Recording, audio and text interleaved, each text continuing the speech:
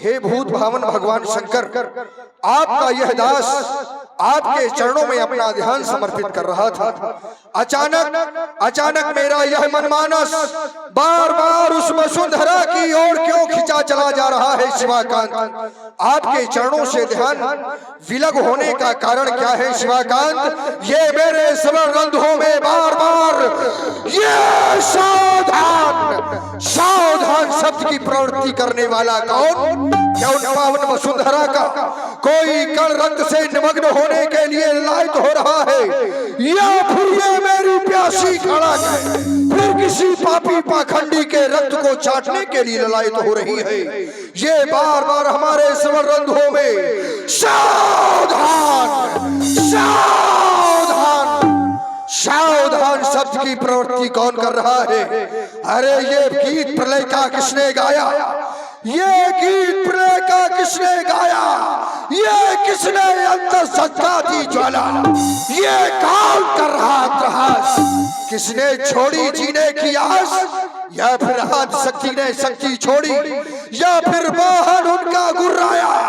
ये जागो शब्द कहां से आया? बार बार श्रवण रंध्रों में जागो बाणासुर ये शब्द की प्रवृत्ति करने वाला कौन है? क्या उस पावन वसुंधरा में फिर किसी पापी पाखंडी का अत्याचार दुराचार ये आज अपनी चरम सीमा पर है? जो वो पावन वसुंधरा बार बार हमसे दया की भीख मांग रही है, देख रहा हूं तो आज ये दसों दिशाओं के दिग्गज कच्छप 12 आकाश मंडल में देवताओं के विमान अपने निज आस्थान को छोड़कर अत्यंत भ्रमण कर रहे हैं शिवाकांत। कारण क्या है? भोलेनाथ विदित कराओ। ये तूफान की आंधी, ये पत्ते के शमडोल उठी क्यों? ये मेरी अचल समाधि, ये समाधि भंग होने का कारण क्या है शिवाकांत? क्या उस पावन वसुंधरा में किसी ऐसे वीर ने जन्म ले लिया जो बाणासुर को ललकारने की चेष्टा कर रहा है? कदाप नहीं, क्योंकि देख रहा हूं आज भी लगी हुई हमारी महल पर उस श्वेत ध्वजा को जो स्वयं भगवान शंकर ने दी थी, और कहा था बाणासुर जब तक ये ध्वजा तुम्हारे महल पर है तब तक तुमसे कोई युद्ध नहीं कर सकता। तो आज भी वह ध्वजा हमारे महल पर गर्वीली आन बान शान से फहरा रही है। फिर ये कारण क्या है शिवाकांत? कारण क्या करावे? कारण क्या करावे? ओम नमः शिवाय, ओम नमः शिवाय। कारण बड़ा ही दिव्य है। मन विचलित हो रहा था लेकिन बड़ी प्रसन्नता हो रही है कारण को जानकर। कारण में जन्मी जाकर दिव्य धारा में पावन परम पुनीता, हर्षित होकर नृपति जनक ने रचो स्वयंवर सीता। राजा जनक ने अपनी पुत्री सीता का स्वयंवर रखा है, और स्वयंवर में देश देशांतर के राजा महपाल, राजा जनक एक ज्ञानी राजा है, एक धर्मात्मा राजा है। भगवान शंकर के पावन आयुध के माध्यम से उस परमात्मा को चिन्हित करने का प्रयास राजा जनक तुम्हारा अवश्य ही सफल होगा। लेकिन ये कौन आकाश मार्ग से पुष्पक विमान लंका का राजा रावण अवश्य ही ये मिथिला की ओर जा रहा होगा, क्योंकि राजा जनक ने एक नाम यज्ञ का भी दिया है, और जहां पर यज्ञ होता है तो निशाचर पहुंचते हैं, यज्ञ को विध्वंस करते हैं। देखत यज्ञ निशाचर धावे, करें उपद्रव मुनि दुख पावे। मैं खूब जानता हूं इसको। अरे जिस जगह आज ये जाएगा ये मत में मत वाला रावण है, ये सब मनमानी कर दिखलाएगा। लेकिन हो जा सावधान सावधान, जब तक ये पाताल निवासी जिंदा है तू मनमानी ना करने पाएगा। बस अब करूं प्रस्थान मिथिला को यही आज्ञा पुरारी की, न मेटूंगा कभी भी सुआयस उस गंगधारी की। चलना चाहिए मिथिला की ओर, बम विश्वनाथ बम विश्वनाथ।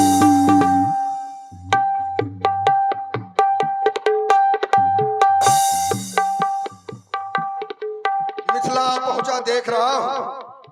बड़ी ही सुंदर राजा जनक की समाज है और समाज के मध्य में विमल वेदिका पर स्थापित भगवान शंकर का पावन आयुध ये बलिपुत्र बाणे साहब को प्रणाम करता है। साथ ही साथ देश देशांतर से आए हुए राजा महपाल, मैं देख रहा हूं कि यहाँ पर धर्म का कार्य हो रहा है और धर्म के कार्य में सभी को सहयोग करना चाहिए, विरोध नहीं।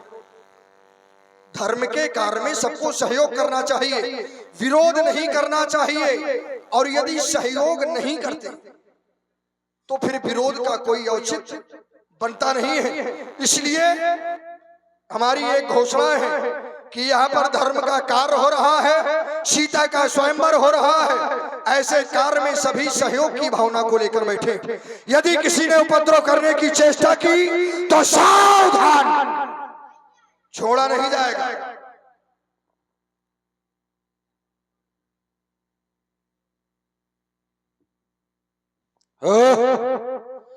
सम्मुख मिथिला देखी तो आज मिथिला को देखकर ये रावण सोचने पर विवश आए, क्या ये वही मिथिला है जहां सतानंद अष्टावक्र जैसे गुरु जन उपस्थित है? क्या ये वही मिथिला है जहां कार्की जैसी महिलाओं को ऋषि मुनियों की उपाधि पर उपस्थित कर दिया गया? हे भगवान भोलेनाथ के पावन विनाथ, आपको ये रावण बारंबार प्रणाम करता है, बारंबार प्रणाम करता है, लेकिन ये दशानन रावण आपको इस दशा में देखकर सोचने पर विवश है। आज इन सनातन विलंबियों ने आपको इस दुर्दशा में रख दिया। एक समय इन्हीं सनातन विलंबियों को जो पूछने वाले थे, यहाँ तक कि कह दिया जाए सनातन धर्म के जो देवता आदि थे, एक आयुध के द्वारा अपने भगवान के शीश को कटवा दिया जाता है। वाह, जब ये देवता ही अपने आराध्य विष्णु का शीश कटवा सकते हैं तो उनको पूछने वाले ये भगवान शंकर के आयुध को यहाँ पर बल वेदिका में रख सकते हैं, इसमें कोई बड़ी बात नहीं। लेकिन सावधान हो जाए, यहाँ पर उपस्थित सभी जनमानस, राजा महाराजा जितने भी उपस्थित हैं, ये रावण सबको चुनौती देकर कहता है, जब तक हमारे प्रश्नों का समुचित उत्तर न भी जाए तब तक आयुध को हाथ लगाने की कोशिश न करे, वरना इस चंद्रहास का प्रहार उसके हाथों से सहित उसकी ग्रीवा पर अवश्य होगा। देख रहा था, बड़ी सुंदर समाज थी।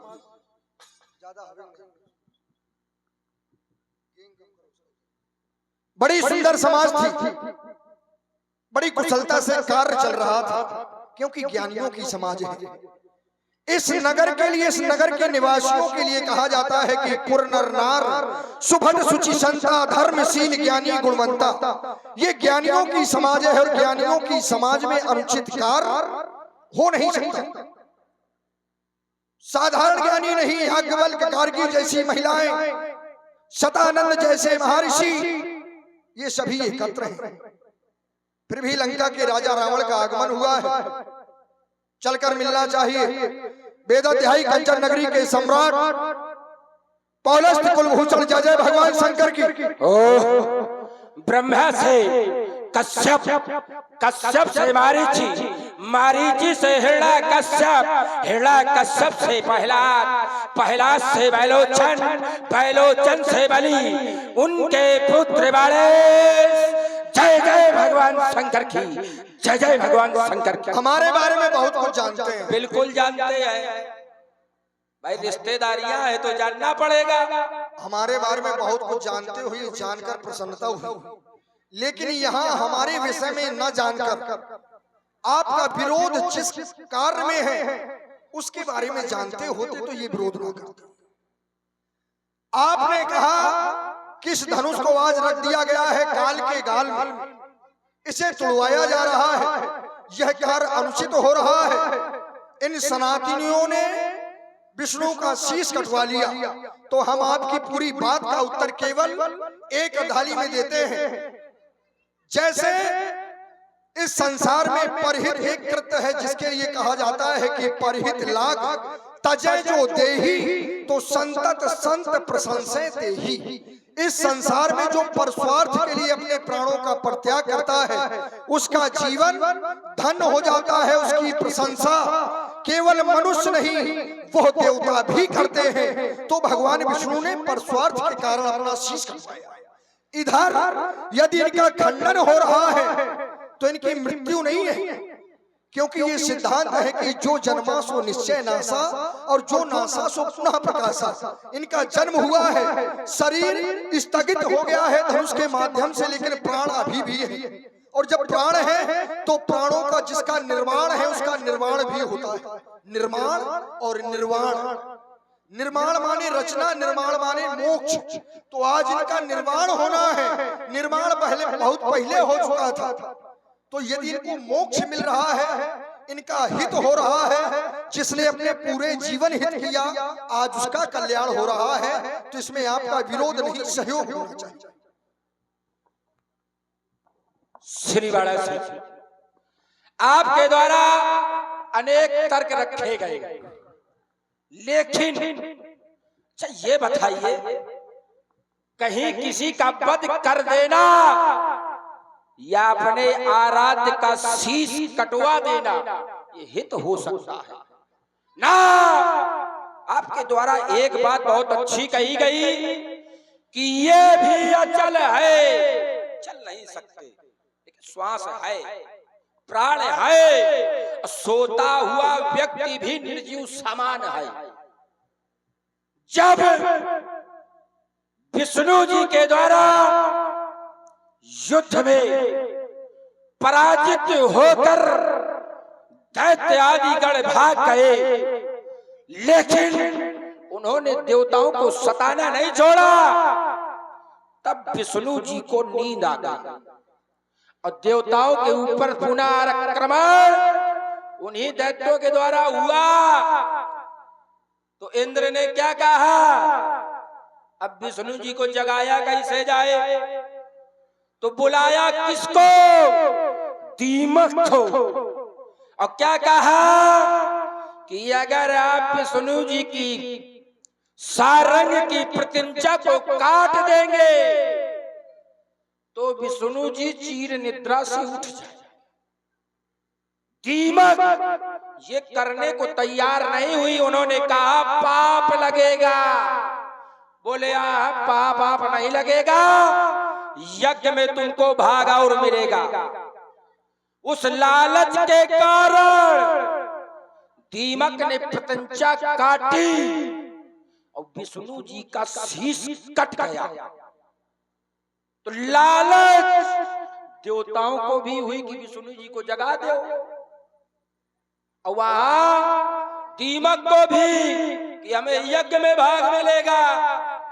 तो लालच कभी धर्म का भाग नहीं हो सकता। उन्होंने भी वहां धर्म किया, अपने आराध्य का शीश कटवा दिया। और आज यहाँ पर राजा जनक भी अधर्म करने पर उतारू है, अपने आराध्य के आयुध को तोड़वाना चाहता है।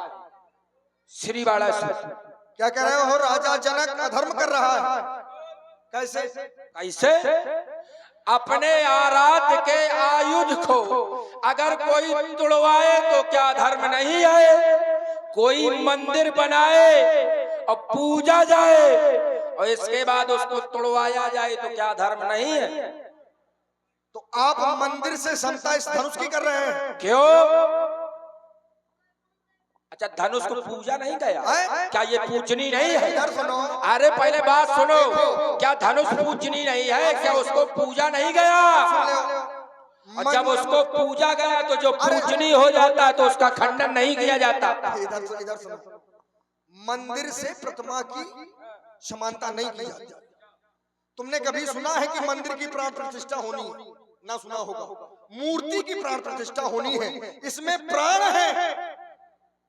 यदि मंदिर में मूर्ति नहीं है, उसकी प्राण प्रतिष्ठा नहीं है, तो चाहे आप 10 बार बनाओ, चाहे 10 बार मिटाओ, कोई मतलब नहीं उसका, क्योंकि वो तो एक प्रतिमा है। और यदि उसमें प्राण प्रतिष्ठा है तो मूल उसमें मूर्ति का है या मंदिर का है?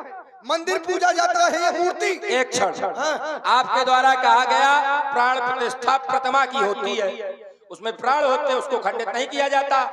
तो क्या इसमें प्राण नहीं है? और जब इनमें प्राण है तो इनको खंडित क्यों किया जा रहा है? इनको क्यों तोड़वाया जा रहा है? तो तुम सिद्धांत को थोड़ी बदल सकते हो, ये सिद्धांत है। अच्छा, तुम सिद्धांत को बदलेंगे? राजा जनक सिद्धांत को बदलेगा कि जिसमें प्राण हो उसको मरवा दो, उसको तोड़वा दो। वही राजा इंद्र ने, देवताओं ने मिलकर विष्णु के साथ किया, उसका शीश कटवा दिया। आज राजा जनक कर रहा है, उसमें भी तुम विरोध नहीं कर रहे हो। अरे देखो, यदि शीश की बात कर रहे हो तो भृगुपत्नी ने दैत्यों की रक्षा की थी और उसके बदले में उन्होंने अपने प्राणों का परित्याग करना पड़ा। सुदर्शन चक्र से उनका भी शरीर नष्ट हुआ। तो ये क्या था? उनकी शरण में आए। ये उस समय उनका धर्म बनता था कि उनकी रक्षा उनको करना चाहिए। उस समय धर्म और अधर्म नहीं था, उस समय ये उनका व्यक्तिगत धर्म था कि वो दैत्य थे और भृगुपत्नी भी दैत्य वंश से थी। यदि उनके पास आए तो उनके सहयोग करना चाहिए। तो ये सहयोग की भावना रही। बात धनुष की, यदि इनके प्राण इसमें स्थित हैं, ये धनुष न बनाए गए होते, ये शरीर होते, सचल होते, तो ये मोक्ष अपने निज कर्मों के माध्यम से प्राप्त कर लेते। अब ये अचल है लेकिन प्राण है, तो आखिर कब तक रखे रहे? इसमें इस धनुष का हित है। और तुमने अपने जीवन में किसी का हित सोचा नहीं है, तो इनका हित कैसे सोचोगे? आपके द्वारा कहा गया दैत्य माता, यानी कि दैत्य गए, उनकी रक्षा की। अरे शरण में जो आएगा उसकी रक्षा की जाएगी, चलो ठीक है, मान लिया। लेकिन वहां भी उसका परिणाम उन्हें अपनी शीश को कटवा कर चुकाना पड़ा। लेकिन वह राजा इंद्र ने विष्णु का शीश कटवाया,